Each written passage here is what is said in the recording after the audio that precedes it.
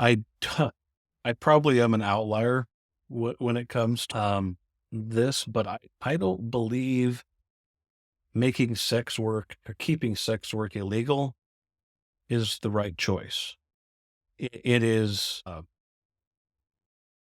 haven't really put a dent to a large degree. Now, making it legal where it's regulated, it has to be properly regulated. It has to have proper oversight.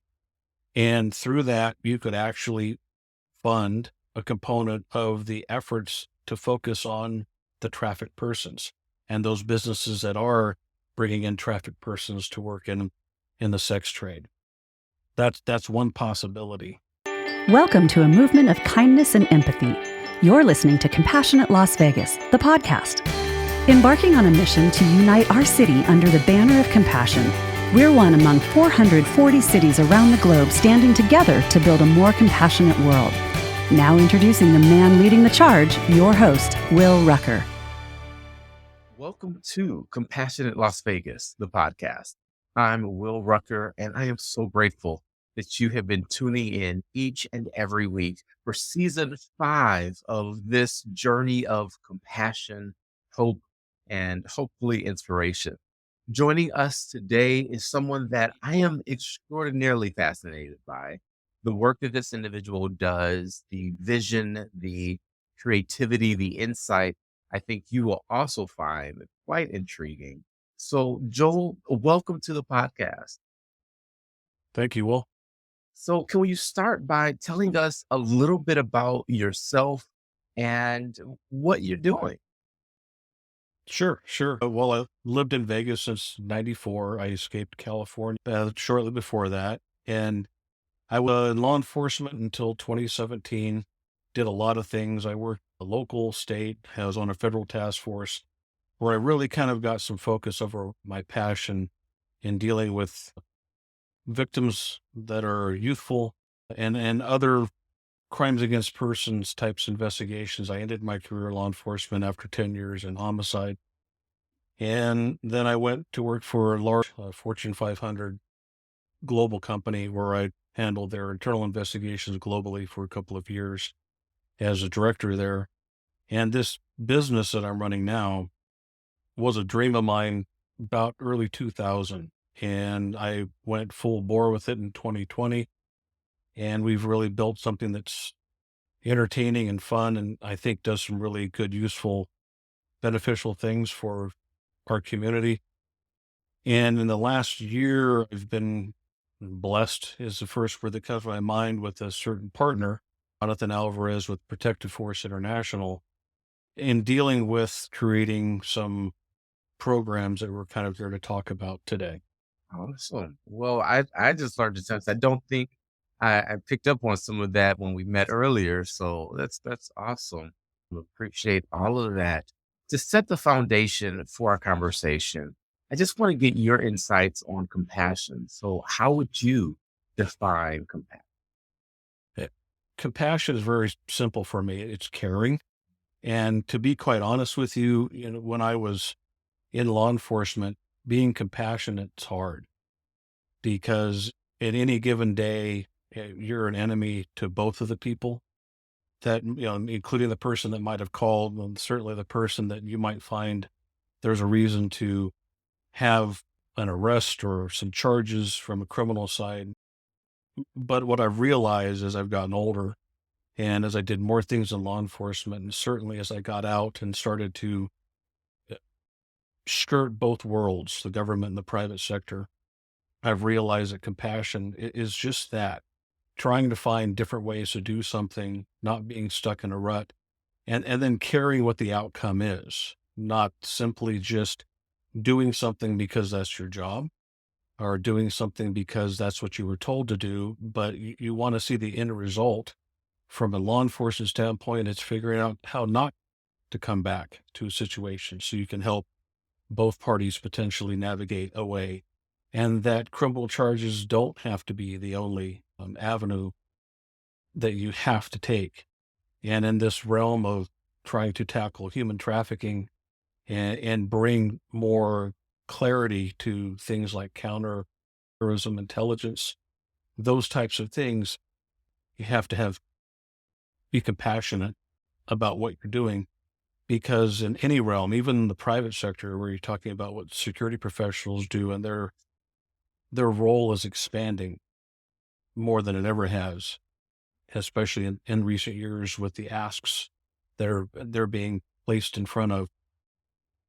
Doing the right thing is paramount, and finding a way to communicate that to your employees, and finding options, putting, I guess, more tools on the tool belt, lack of a better term, for the people that have to do the work.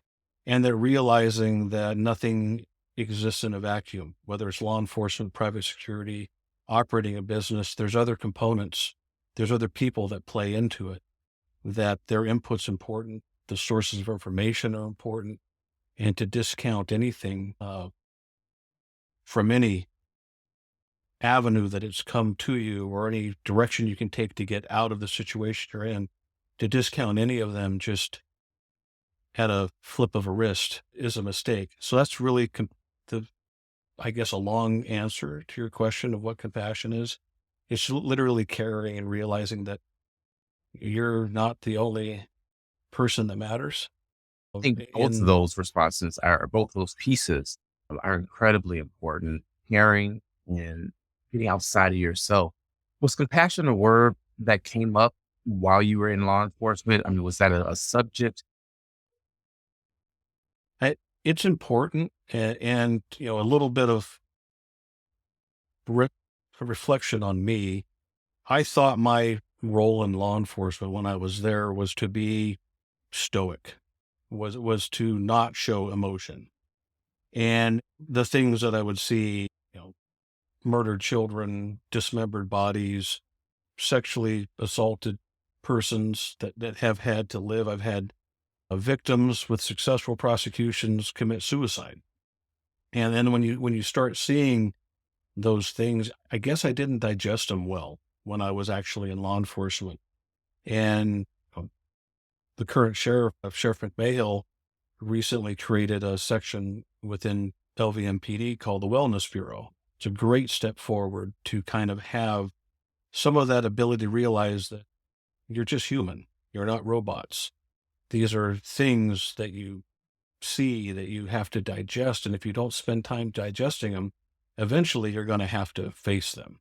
And since I've retired, I've realized that that was a flaw in my character, and that I should have been more open to the effects these things had on me, and how they would have those effects on my family.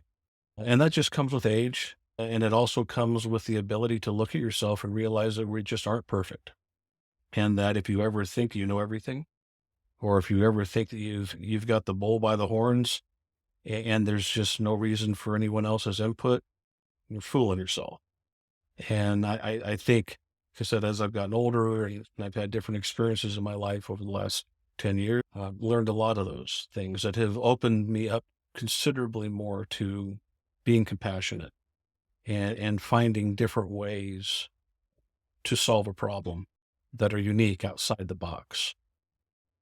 Yeah. And I mean, I think that's a perfect segue into the Global Security Operations Center project. So, Right. what led you to focus in on anti human trafficking in particular? And what's its relevance here in the Valley? A lot to unpack there, so I'll kind of try Okay. and keep it short. The reality is, and to talk about me for one more second, is I'm motivated by people telling me it can't be done, or it's been done and we've failed. Because I think that's what I talked about earlier, is that closed-minded approach, that just because something's been done a certain way forever doesn't mean it's the right way to do it. It doesn't mean it's going to give you the best outcome to get things done. And if I'm going to flip back to my experiences in dealing with child pornography, human trafficking, sexual, victimization of anybody, including certainly children, a lot of the battles I had, both locally and federally, when we were doing some of the investigations, is that pushback of it's a victimless crime, child pornography. And that struck me as harsh, head in your sand approach to the larger uh, problem. And if you look at the transition in law enforcement, especially when you're talking about vice investigations, human trafficking investigation, they're starting to realize that an arrest of the victim, and I use that in air quotes, because often a lot of the people that are being trafficked, not necessarily just for sex work, but for other reasons of people get trafficked, is those people are forced into that situation for one reason or another. Share just because, most people think of the sexual aspect of trafficking, but what are some of the other areas that people are forced into? Employment, cheap labor, Wow. they won't be as blatant, Mhm. but there's a component that I realized back in an investigation in 2009, a large component, one segment of the town that is off strip, where there are a lot of trafficked people, whether they might be forced into committing fraud and forgery at some of the casinos. And we can talk about that later if you want, but also the sex trafficking. Sex trafficking is probably one of the largest here in Las Vegas because of the exposure from a global standpoint we have. You have all the casinos, you have all of the special events, you have a lot of money and a lot of people who travel here, sometimes specifically to have those experiences with sex workers off strip and sometimes even on strip. And the reality is that it's there, and it's shocking how much it's overlooked. And when you talk about other countries, a lot of children in labor, forced labor for lower wages, so we can buy cheaper shirts, so we can buy cheaper electronics. And that's a reality. There is a federal program called the TVPA, Trafficking Victims Protection Act.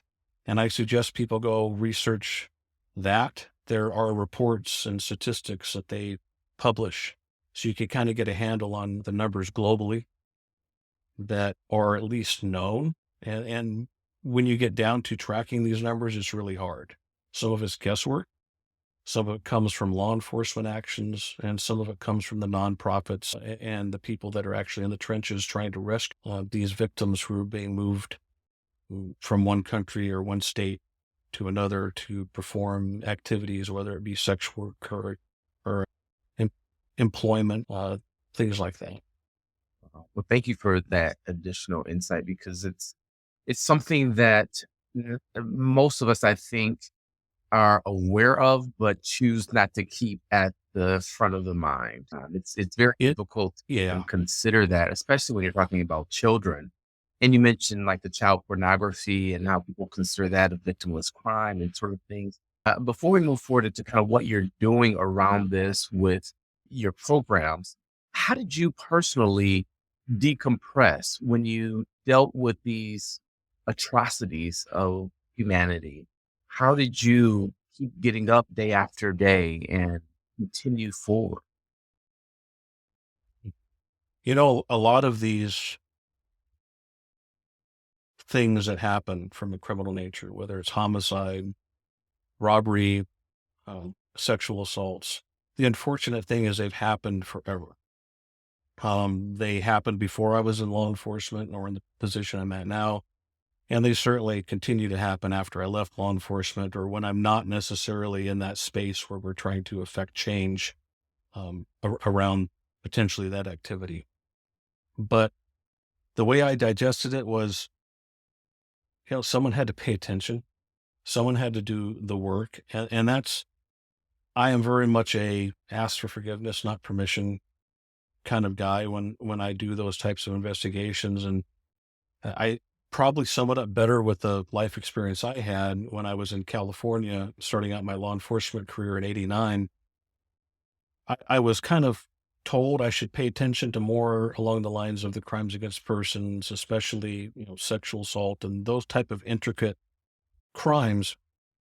And I didn't understand at the time. I was 20. All I wanted to do was, run around hut, hut, hut and have fun and do those things.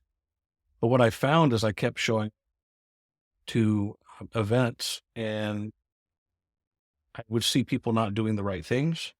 And I mean, other law enforcement officers. I would see them doing just the bare minimum to kind of pass things through, just like I said, to get things done and off their plate to move off. And it never set well with me. So I would always end up taking over the investigations where I could to try and get us to a certain point where due attention was paid to those events. I didn't like them, and I didn't really fully understand until I got later into my career that what I was trying to do before I made the decision to take over that call, lack of a better term, is I was not paying due attention to who I was and what I needed to do. And once I started to learn that, I became much better at my job. And it was that diligence, that focus to be able to at least get down to the point where when I had a criminal case, we could get a conviction and I could do the best I could to safeguard the victim and their families. And through that, what I realized, to segue into your next question, I think, is I realized the help that the victims and the survivors were getting was sporadic, wasn't always consistent. It was sometimes disconnected, oftentimes fall short. And that came from a lack of coordination amongst all the parties. Victim services. There was one child who was kidnapped and sexually assaulted out in the desert here, and he survived. And his family, I spent with a victim advocate a full day trying to get them placed into a hotel because they were trying to move back to their home state. And through getting all that work, that one day turned into 2 to 3 days of just doing the victim advocacy work with the victim advocate to try and make sure they were taken care of, to get them some mode of transportation back home. And the number of hoops we had to jump through, the number of doors that slammed in our face to try and do the right thing was astonishing. And so I kept notes, lack of a better term, on what I'm seeing and where I'm seeing the shortfall. Yeah, sure, I could run in and arrest somebody. Like I said, that's only half the battle. Right. And teaching a survivor how to navigate through what's happened to them so they can grow and survive and be content in life and not let it eat them up or not let them get stuck into a corner where they feel like what happened to them is their fault and that they're some way responsible for it. And mental health, job placement, job training, just giving them a place to live sometimes and a safe avenue to take the time to digest their reality in a safe way with some feedback. I saw so many holes in it, and I don't see anything largely has changed much. And that's where this project with Jonathan really struck a chord with me, and I'm happy to be part of it. All right. Well, then let's dive into the project. Thank you for sharing a bit of your heart in it as well. I always am interested in person beyond just the work. But let's talk about some of these, I guess, gaps that you're seeking to fill with these threat assessments. And, I did read up a little bit about what you're doing, so I'm going to kind of skip around, but I'm no expert. Like, this is all a total curiosity here. But Right. wondering, with trafficking in particular, this system of care, and can you explain this system and what it entails, how it will operate, what it does? Like, tell me all the things. Sure, sure. But I'm going to go in chronological order because that's how my brain kind of works a Okay. little bit, so I don't forget anything. So when Jonathan came to me with the idea of the GSOC, and that's the Global Security Operations Center, one of the things he realized, because he's boots on the ground and does a lot of good work in this town, not only for providing professional security officers to deal with the day to day, but he gets involved in search events looking for missing and exploited children here in town and does a lot of those events. And he realized that there is no entity that consistently fills a gap between when nothing is happening and when law enforcement is needed. Now, there's a fusion center and there's a real-time crime center that Metro operates. They're both very good. They're very law enforcement centric, and they need to be. And they fill that role and do a good job, a very good job in that role. But what we have in town is when an event comes, you see temporary SOCs or security operations centers pop up. And then when the event's over, they close down. They have very specific purview for that event, and there's nothing else that exists after it. And then on top of that, you'll have certain entities in town that have their own siloed SOC or security operations center. They don't share information with other SOCs and often don't share very well with each other because of perceived intellectual property or privacy concerns. They just don't. And what Jonathan came to me with was that idea of, can we create something that has a revenue stream to it that'll make it survive, but where other companies that can't afford to spin up their own SOC, because it is very cost prohibitive, can be a member of this. And then through that, we can get all the different pieces of information to come together. And then we can start to share it, because the reality is, if there's an event, let's say at Flamingo on the Boulevard, then the bad actors largely don't stay on that property. They stay elsewhere, some rentals, some off-strip hotels. They bring in what crews, either locally or from other places, and then they assemble and they go through their activities and then they go back out. If a bad event happens at that location, they're going to scramble around town to those locations where they feel safe and away. So we want to break those silos, and we want to make sure all this disconnect information can be connected. Okay. So that's what he spoke to me about. I know his passion with the human trafficking, especially, and the counterterrorism intelligence, the need for that to be 24/7 and interconnect all of these sources of information, because then we can assist and provide more information to the Fusion Center and Metro or whatever law enforcement agency needs to get involved. And that's what led over to the idea of the system of care that's really going to focus at trying to bring together all those disconnected multidisciplinary teams that are involved in human trafficking and assessing counterterrorism intelligence down into a defined operating procedure. Okay. That operates with MOUs or memos of understanding and operating agreements. So everyone's on the same page.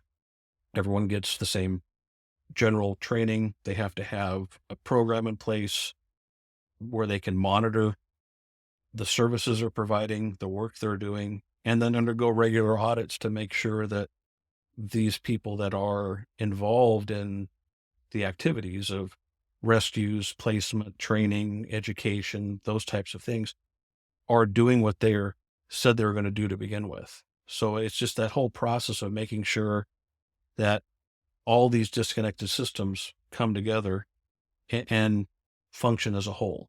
And that's the idea with the system of care.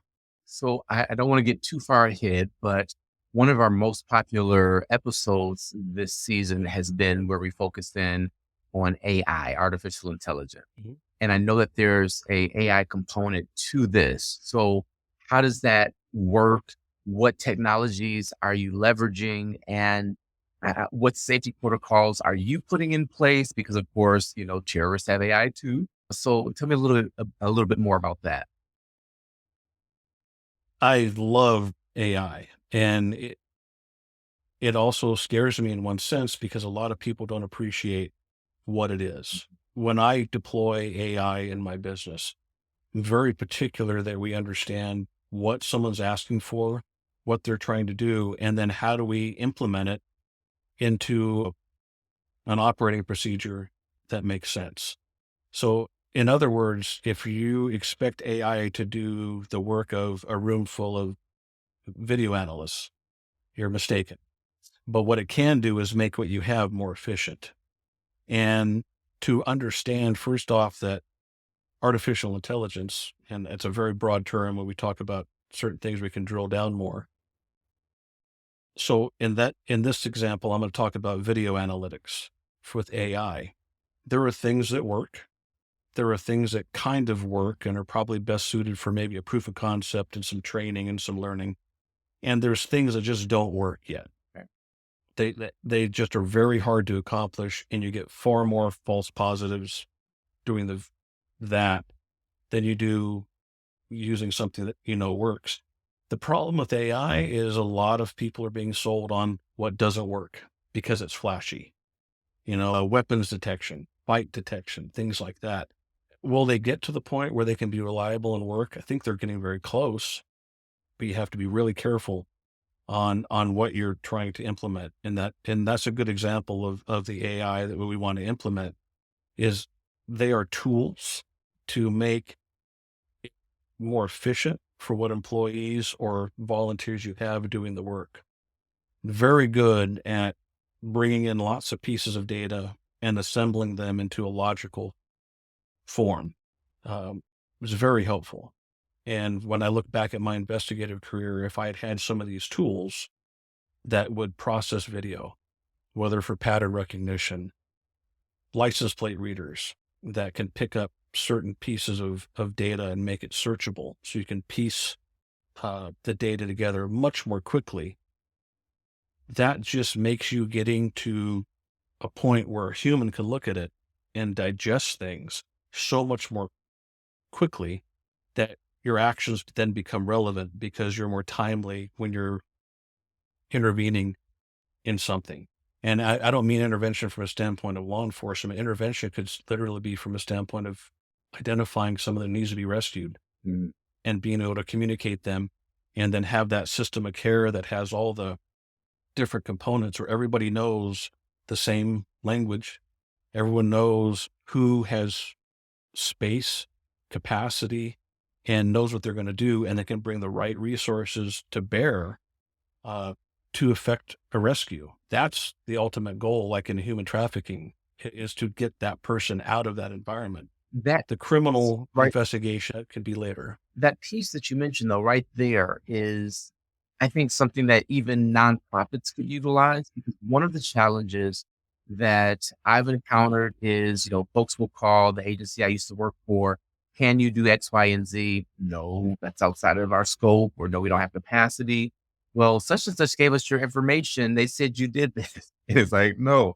But I do see a place where AI could be like, here's the one that you should go to. Here's their real-time capacity on something, as simple as trying to get a gas card or a bus card. And I'm not making light of the need of that. It's just, that's something that's relatively simple to address. I'm also thinking, like when I go through TSA, they have those little spinner machines and then they put the square on you as like, this is where we need to check. Is that a AI technology or similar to what you're working with? It kind of is. Okay. And they have do we have some weapons detection partners that we could bring in and deploy? Sure. They have to be used in the right environment. Okay. And again, with AI, so many people try and place a certain type of technology that works well in one environment into a different environment. For an example, and I don't want to say names, but one location here in town tried those weapons detection systems in an open flow environment.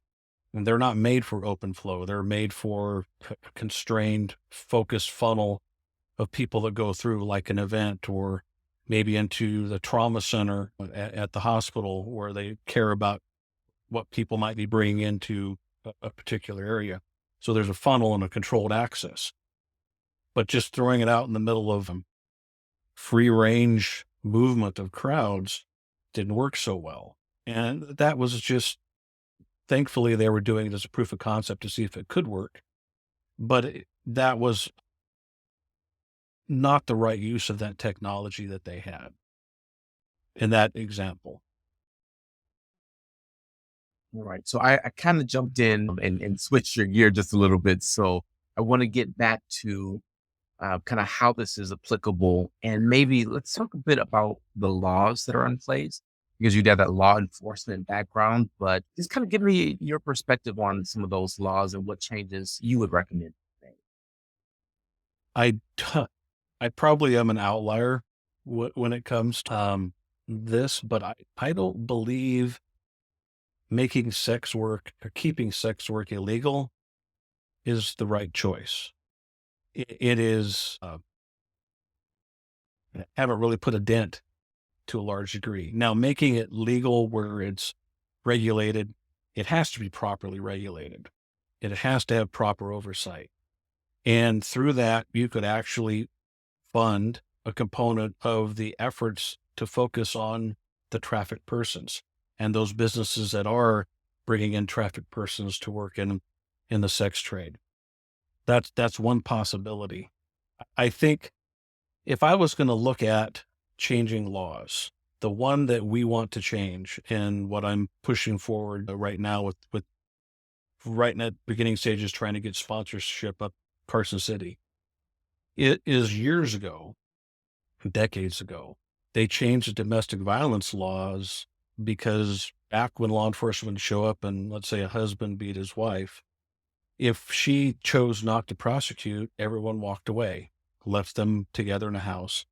And because of the groups that were working and educating lawmakers about the dynamics between that relationship between cohabitants or husband and wife, they realized that the mechanism, that relationship they have is such that most people aren't going to press charges.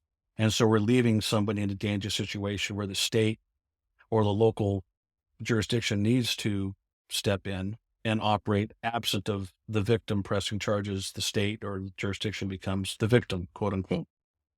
We want to change the law in Nevada to use that same mechanism between a trafficker and a trafficked person because the dynamics between the two of them are so similar, in some cases identical to that domestic cohabitation relationship. Yeah. And it's forged on the same level of violence, control, mental control, drug addiction, things along those lines. So to change the trafficking law to include that would be a huge step in the right direction that I think would do significantly more good than just making sex work legal. Because are there sex workers out there that want to be in that industry? Absolutely. And should have a chance to work in that career. In certain parts of the state, they can legally, right? It's just here in Clark County, it's not legal. We can have that discussion for another time. The bigger component of what I'm looking at are the people that are in that industry, amongst other industries, like employment and tax fraud is a good example, and I can explain that later. But they get brought into the country per se, and are for massage parlors in some cases. If you've seen some of those around town, are home to some people who are currently victims of trafficking. But changing that law doesn't just affect the people that are trafficked for sex work, but it also can affect the people that are trafficked for other reasons. And so I think you have a better benefit. It gives more power to law enforcement when they have the investigation in front of them to take action.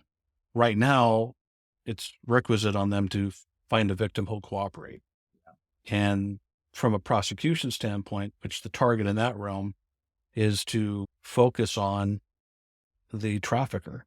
And it makes it really hard to do that when you can't bring a criminal case against him easily.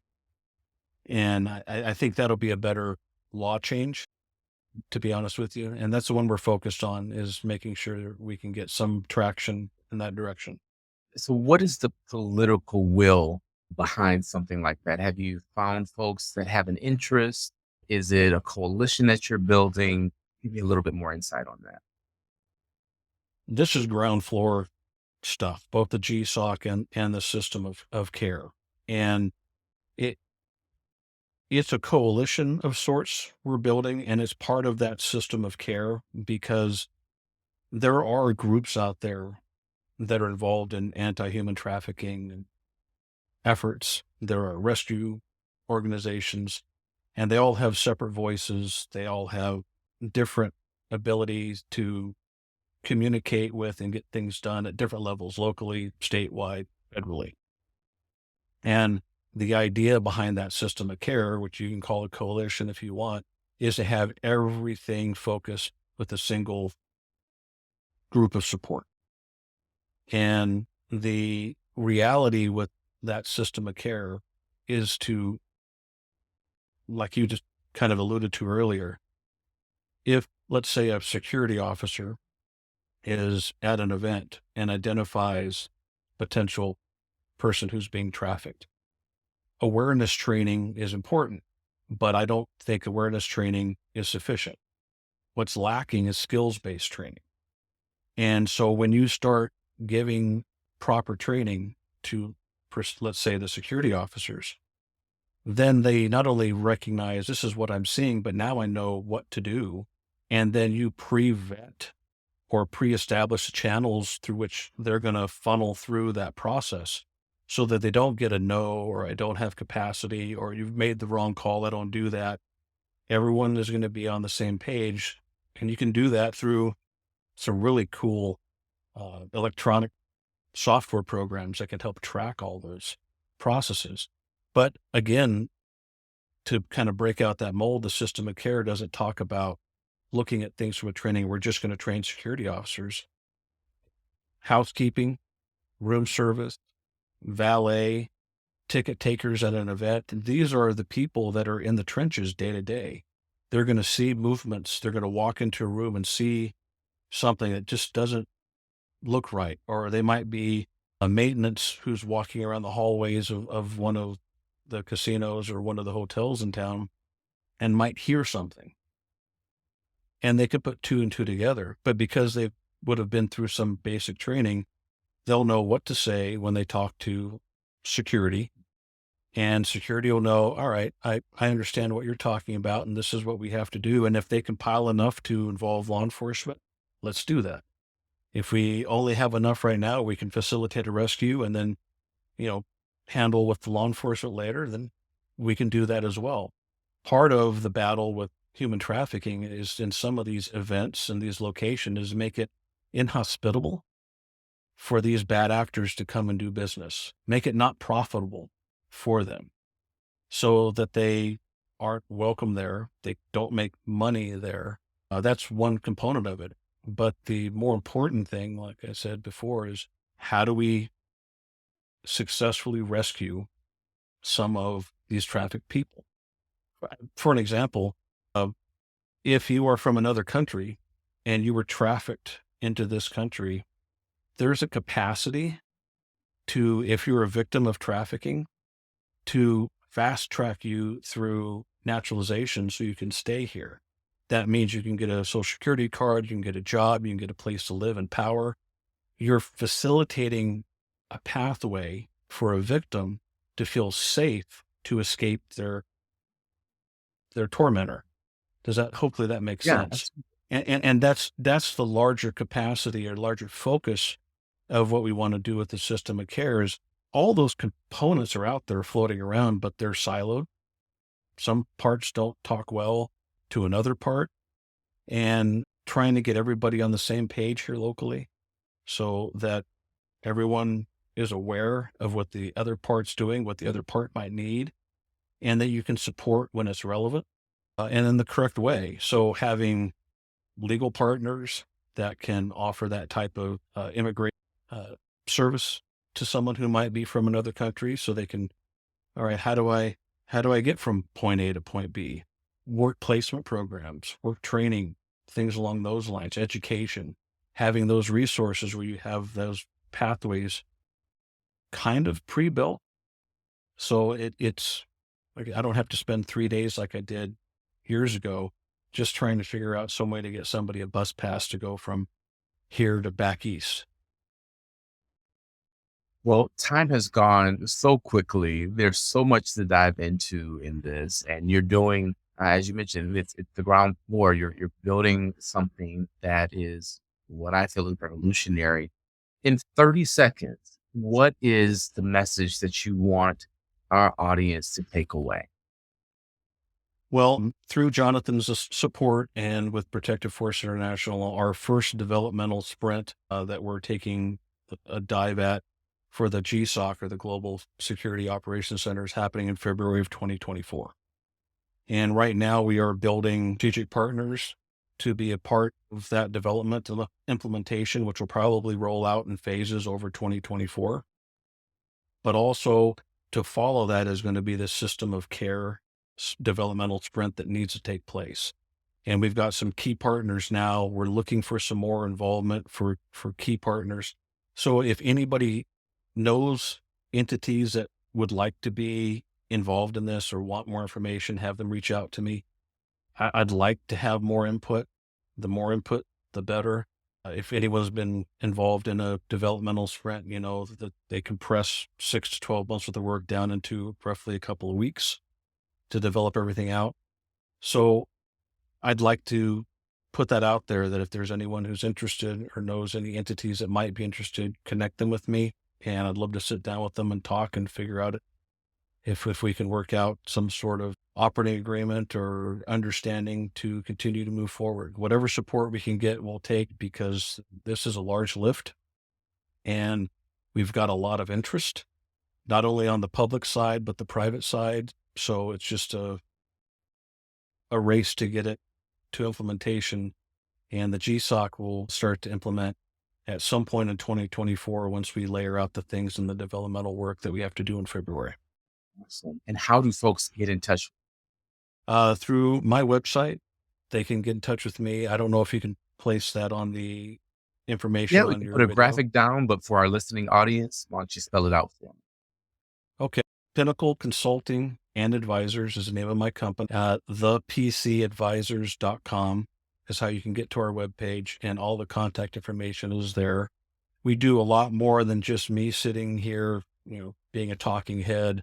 I have other partners and other components of what we do. It's all related to health, safety, risk management, and efficiencies, and getting companies to work through a standard and have all oversight and controls in place so they don't waste money, they don't drop the ball. And yeah, you'll read more about it on the webpage, but all my information's there. Awesome. Well, Joel, thank you so much for sharing this with us, for bringing this important matter to light. It's a heavy subject for sure, but I think that what you shared gives us hope for a future where this is not a prevalent issue and where people are really free, is what I'm hearing from you. So thank you for that work. Thank you for being a visionary in that space. And of course, for your time today. Absolutely. And last thing I'll say is the answer is always no if you never ask or never try. And that's what we're doing. We see a reason for this. We see a space for it, and we think we can do some real good in this community and in several of those components, especially human trafficking and the proper legitimate use of counterterrorism intelligence. But it'll be game changing. And so we got to try. This has been Compassionate Las Vegas, the podcast. I'm Will Rucker. And as I always remind you, you are not just a drop in the ocean. You are the entire ocean in a drop. And what you do matters. So live compassionately. I'll see you next time.